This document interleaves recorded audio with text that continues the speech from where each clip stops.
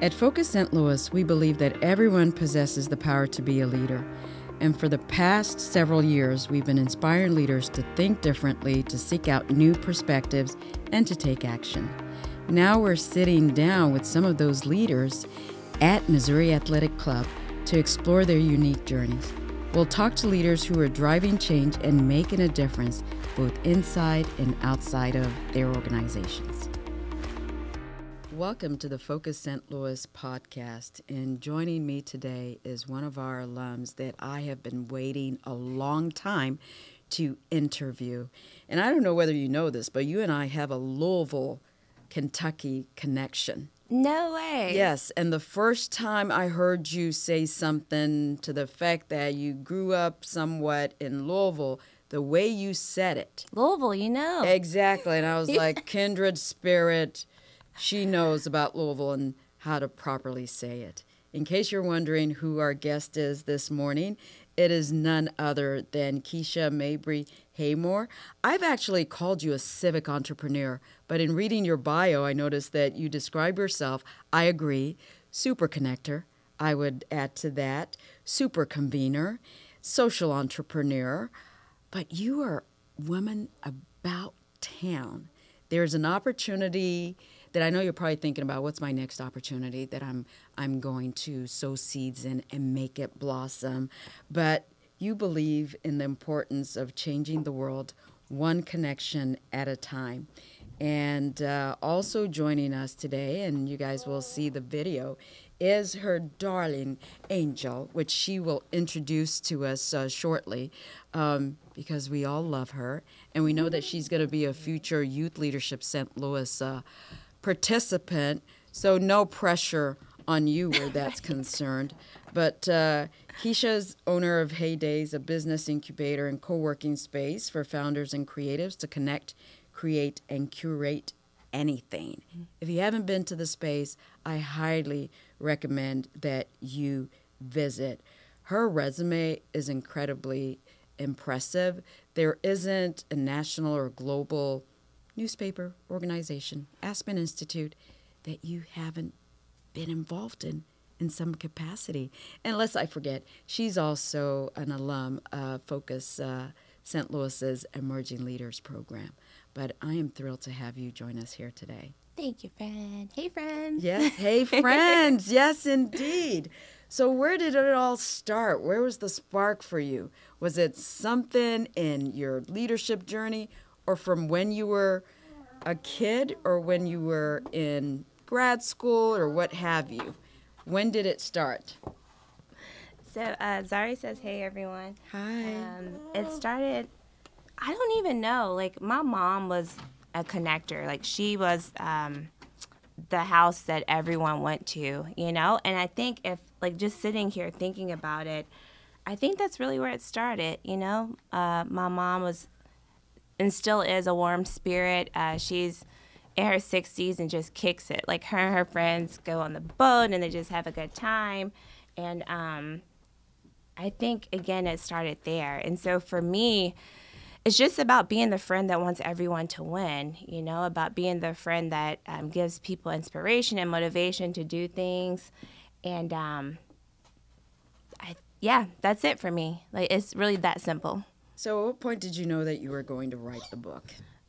So I didn't. It's back to my mom, really, because, you know, when you're in college or just growing up, people tell you to network, right? And you're probably hearing my daughter back and forth, friends. But I think, yeah, people just always tell you to network, and it was boring to me. It felt very transactional, the way that people were saying it or teaching me how to do it.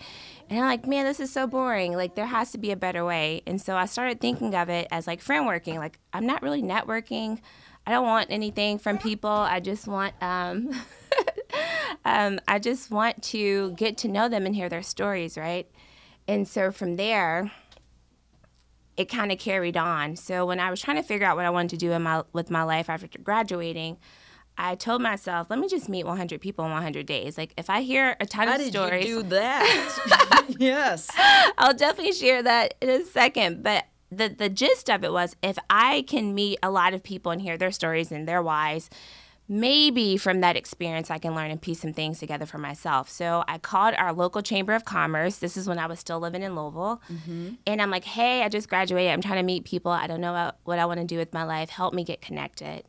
And they were like, oh my gosh, you called at the perfect time. We're about to assemble a group of 100 people in Louisville to actually reshape and rethink about Louisville, like how we want to market Louisville, how we can reimagine the possibilities here. And so they invited me on this trip, and friend, it was 100 people. And so that's where the 100 came from, because I'm like, okay, I have 3 days to run around here and meet all of these people. And so I did. Like I had lunch with some people. I talked to other people in line. I scheduled meetings for other people for when I was leaving.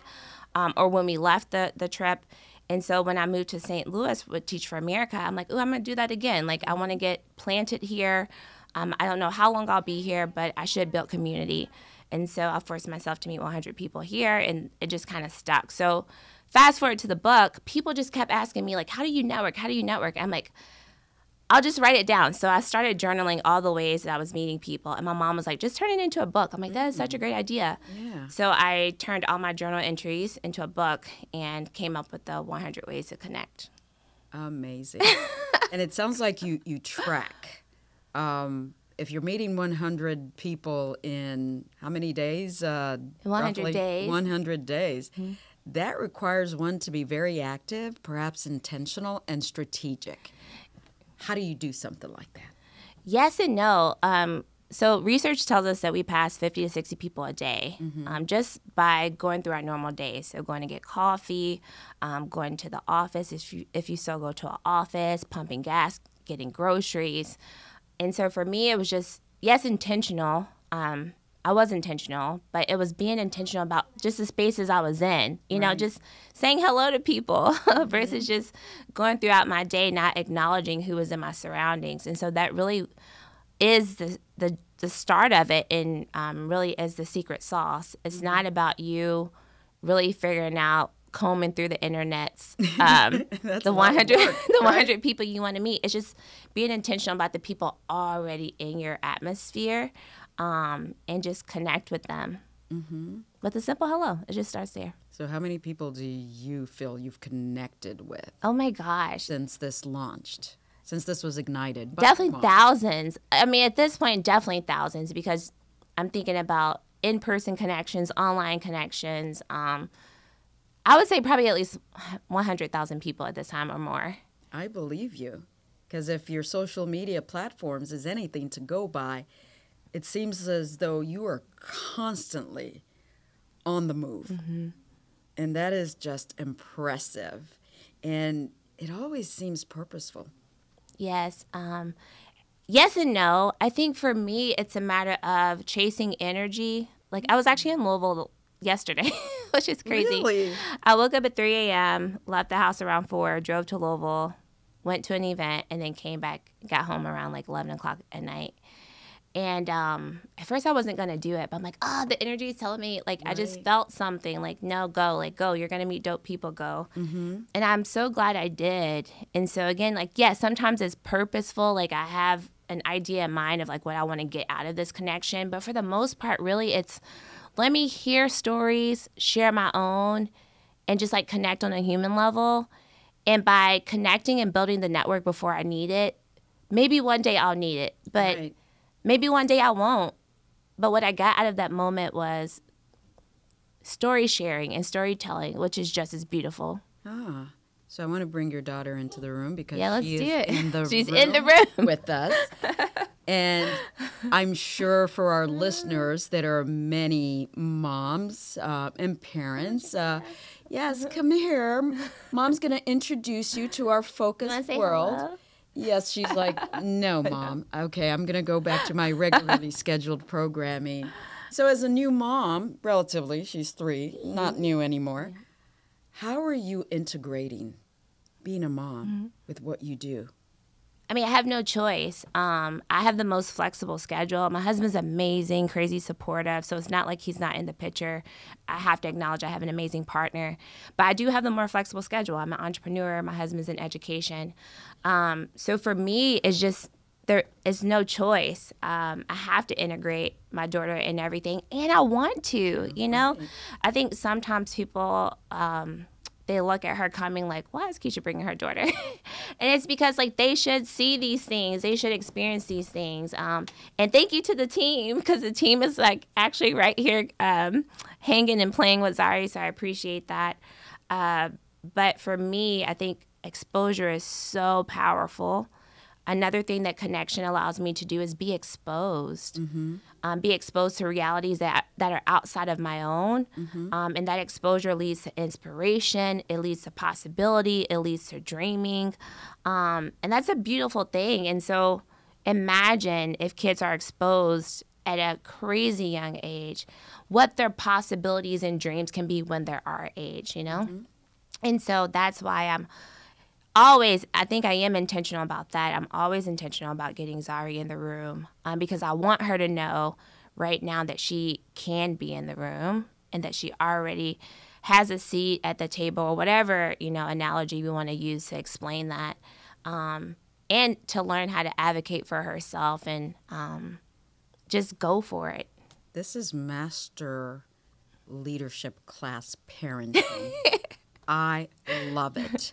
And I was thinking of you and your daughter based on some of your social media posts, and I thought, is this the day that I bring Alex to work? And now I'm thinking, actually, I probably should have. Yeah. So next time we convene, we'll have to Let's have a play date. I love it. I would love that. Yes, that would be perfect. It's so great. Yes, yeah. she knows what work is like. Mommy's going to work. Yeah, they know. Yes, but she's never really. Now, I want to say now that she's an adult, I don't think I can say that she's an adult, but she recognizes what work means. Is. Yeah, and what it means.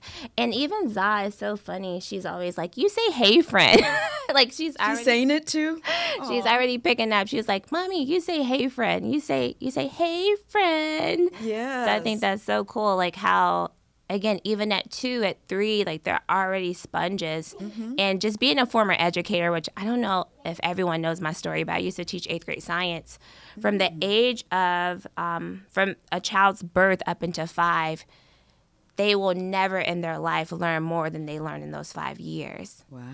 So by you simply exposing them to things, you are really setting them up because their brain is growing the most in that 5-year span than it will ever grow in their life, which is crazy to me. Well, that means I just added a couple more trips to Alex's agenda on learning and experiential immersive education. Absolutely. That we do at Focus. So in your travels, I am curious whether you have encountered an individual, a story that was just pivotal to the work that you do globally. I think it's all the stories. Every story I hear gives me one more nugget to think about. So even with my trip to Louisville, like that was not a global trip, but oh my gosh, it was a travel conference, and I met people who have been everywhere. Like at lunch, they were talking about, oh my gosh, like you go to Greece? Like, yes, I've been to Greece 5 times. Like, it was dope. It was so dope. It was like, okay, the next time you go to Greece, you got to go here, here, and here. And I'm like over here taking notes, like, yes, let me go to Greece.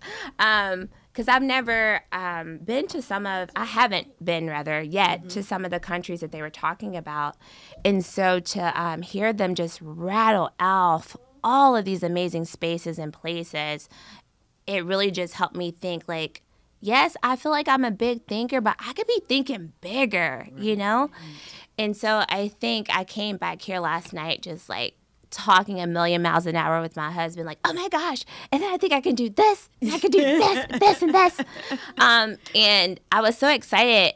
And right after that, I remember, I'm like, oh my gosh, I need to fill out my form for 40 Under 40. And one of the questions said, what is your biggest professional achievement? Yesterday or before going to Louisville and having that experience, I would have wrote something else. And so immediately I wrote, I haven't achieved it yet, and pressed send on the email. I'm like, I haven't achieved it yet. I love that. because it inspires, motivates, and you continue to elevate. Absolutely. Absolutely. And my husband always reminds me, he said, think of it as a mountain. And my mom, too, like, I just have a crazy, amazing supportive system. They're like, with every new level that you climb, you see more. Mm-hmm. You see more. And so for me, every new connection is a vision into more. Mm-hmm. And not that more needs to be more money or more material things, but just like more of what you want out of life, more joy, more peace, whatever that more is. And I feel like every time I hear somebody's story, I seek more of those things, like fill in the blank, whatever that is in that moment for me. What brings you joy? This connecting, yes. I'm such a connector. This brings me joy, having conversations, changing perspective, thinking a narrative brings me joy. Like being able to be a mom and like incorporate my daughter into things is, and see people be like, oh my gosh, you give me permission to do the same. Living life without thinking about boxes or boundaries. Rediscovery. Like right now, I think I'm at a point in my life where I'm like, what's the next version of me? Thinking, being still. Mm-hmm. The more I learn to just sit and be silent, the more joy I feel like I have, because I feel like sometimes when I'm going so fast, I'm just always focused on the next thing versus just sitting and reflecting and being like, oh my gosh, look at where you've come from. Look at who you're becoming. Like, that's pretty beautiful and dope. So, yeah, it's those things. Yeah. So what role, if any, does intuition play in your making a decision if someone approaches you with an opportunity and say, I'm going to go with this, or I'm going to research it? What's the evolution of that? Yeah, I get approached with opportunities all the time. And I feel like years ago, I would have said yes. Like, I was just like, yep. You know, I learned that saying yes leads to the next thing. But I'm also now learning the power of yes and. So, yes, that opportunity sounds cool, and I need it to look like this instead, you know? Or no, it doesn't feel like it aligns, but if it looked like this, it could, you know? And so I think for me, intuition is now for me, intuition is knowing when to say my yes ands and my no buts. Yes ands are very important. And knowing when to set boundaries as well.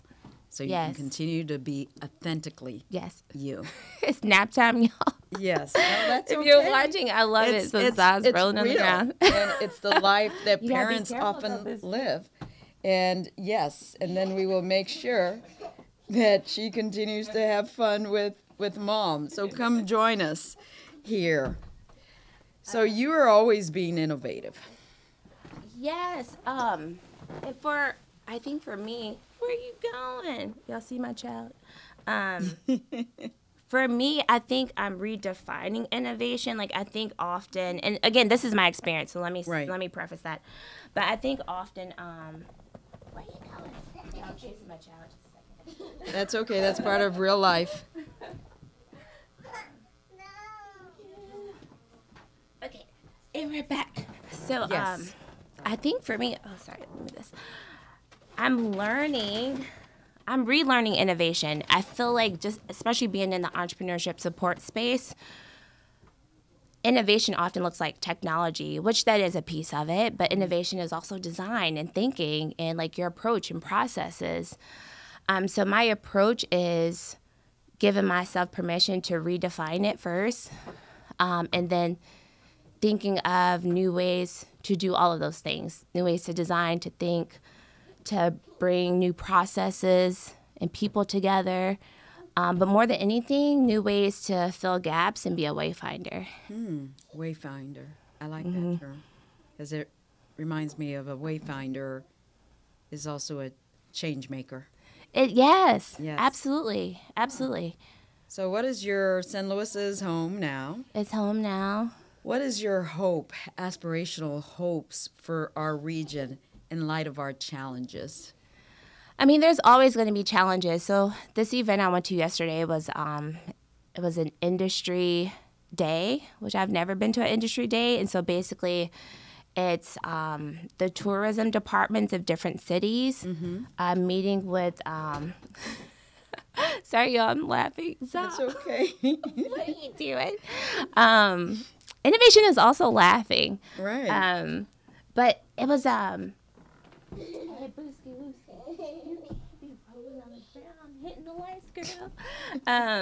it was an industry day, so it was like all of these cities coming together talking about like what's possible for their city. And so they were meeting with different partners, from like influencers to travel journalists, writers, things like that, to determine like if there was a possibility for a partnership. And what I learned in that moment, which I know I already knew. Right. There's problems everywhere. Yes. Every city, no Grass matter. is not always greener on the other like, side. no matter how beautiful it is, no matter how picturesque it is, there are problems literally everywhere. And every city there was talking about their problems, but not in a way to like bad mouth the city or bring negativity to it, but in a way of like discovering the possibilities and the opportunities. I love it. And so during these 15-minute meetings, that was your job as a potential partner. It was like, okay, this is what we have. Like, how could you reimagine something different for our city and get people excited about it? It was the coolest thing ever. I love the reimagining. Yes. Because it opens people up to different possibilities. Absolutely. That they haven't thought about. Absolutely. And I think that part is the hardest part, right? Because I think it's so easy to be like, oh, this sucks and that sucks and this sucks too. But to think for a second and shift your thinking to be like, okay, yes, and what are the possibilities? Like, what could we reimagine?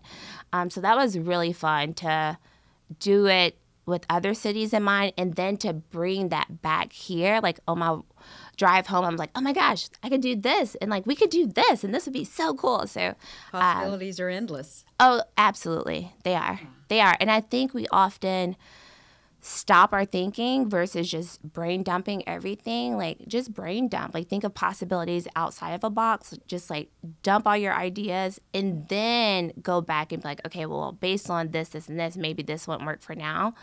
But the first step is just giving yourself permission to dump, get it all out, and dream big first.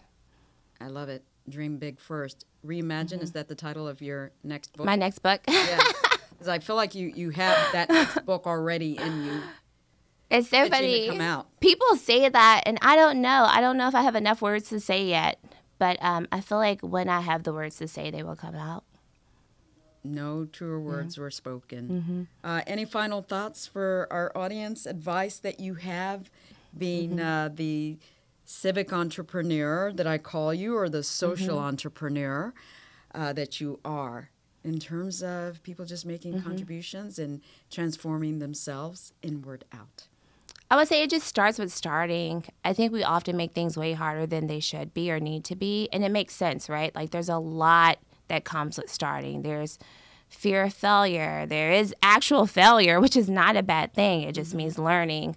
There's fear of being judged, or, all the things that we think of when it comes to starting and putting ourselves and our work out there.